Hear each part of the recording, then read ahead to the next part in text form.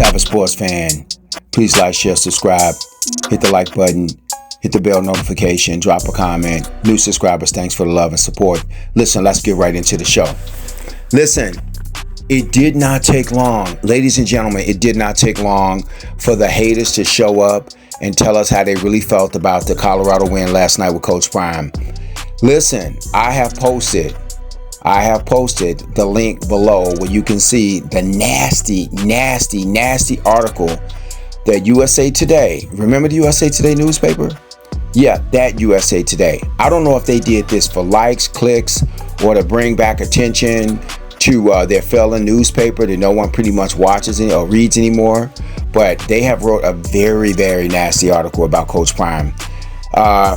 The headline is correct. They wrote an article saying how Colorado is nothing but a bling showboat, no substance, trash organization. They did not mix their words. They did not stutter. The writer put his name to it. They want to smoke. This might just be a clout chasing thing, perspective, a tactic, so to speak, where all the Colorado people get upset and they all trash. They all run to USA Today. It makes their clicks and views go up and they can charge more money for advertising. That's what I think this might be. But when you deep dive into this article, my God, one, they don't give North Dakota State any type of credibility, any type of due. They only mention their name in the headline. They don't mention how they a top tier organization. They've been top in their conference for many years. They're no pushover. It's the first game of the year. It's on national television. They want to showcase their stars. They don't mention any of that. The entire article is trashing. Yes, trashing with a capital T.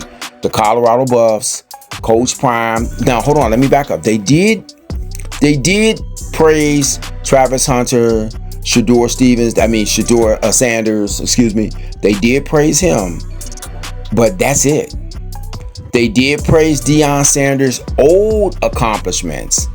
What he did in Jackson State, what he did in the NFL. They put that out there so it wouldn't be 100% smear fest. So it's like a 99.9% smear fest, where all they did was just pretty much let the world know as soon as Colorado go on a 1 or 2 or maybe 3 game losing streak, what you saw from the USA Today, you're going to see that from all the organizations.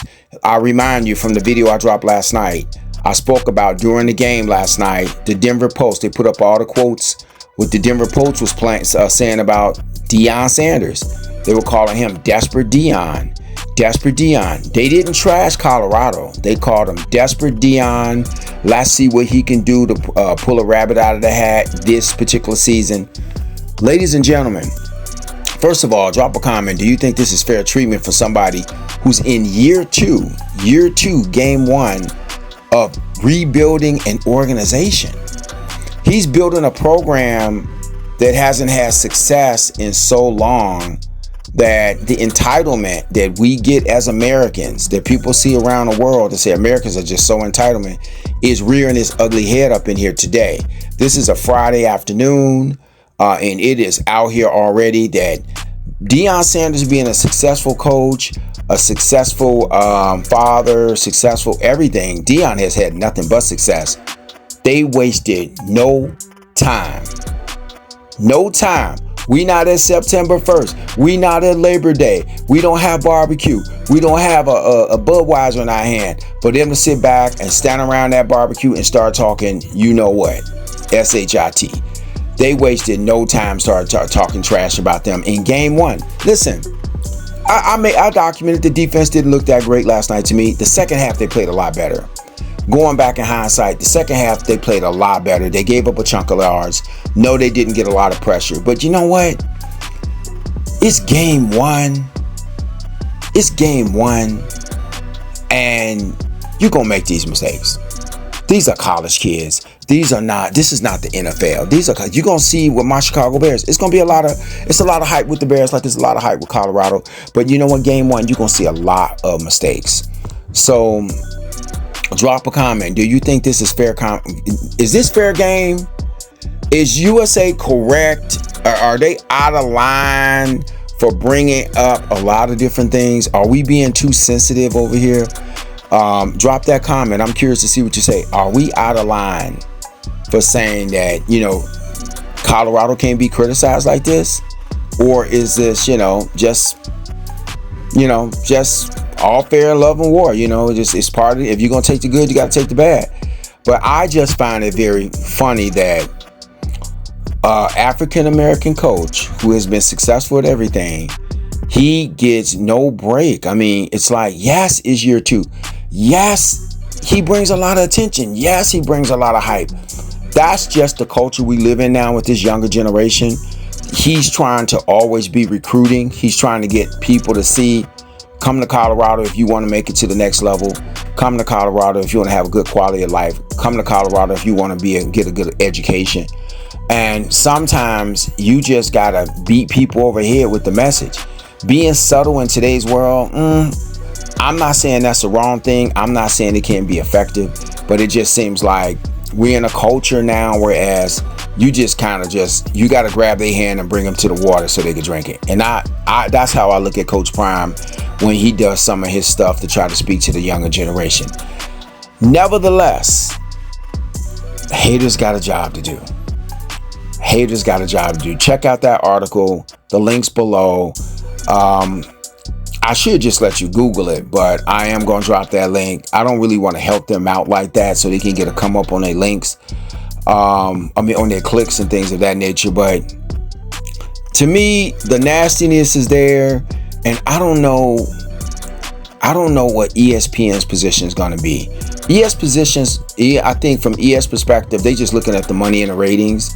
If Colorado do well, they're going to ride that train.